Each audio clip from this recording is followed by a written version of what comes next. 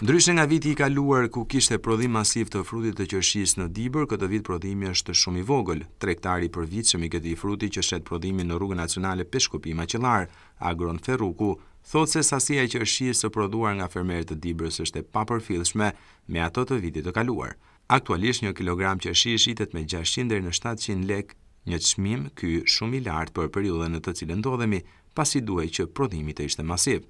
Por dëmtimi i fermave nga moti i ftohtë i prillit ka bërë që të mos ketë prodhim.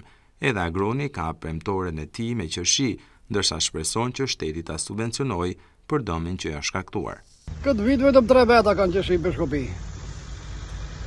99% si do shku puna do isha si me kokra, jo me kile. 2 herë ngrica, i ka dëmtuar gjethe, sythe, lule, 6 me 7 është. Për momentin. Dibër, 3 veta thash kanë qershi.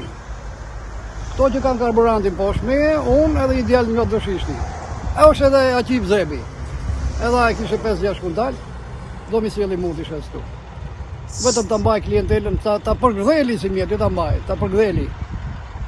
Që mos i marre mallit të hanë qeshi mo vit tjetër. Qefi ma ka të punoj, dëshirë për punë nuk kam. Në ka ik vullneti për punë. Jemi demoralizuar. Presim në i dëmë shpërbim për shteti, inshallah do bie mendja se ka shqiptar. Ka qenë djali me i grupë fermerës, ke drejtoria e bujqësisë. Kemi shpresë, inshallah, na i dëm shpërblim, vetëm ato shpenzime që kemi bëhet pak të majmë si mjetë. Me spërkatje, me krasitje, me plerim, me frez, me pastrime bloqësh, ka nevojë çdo 2-3 javë të hiqet bari aty në vaditje.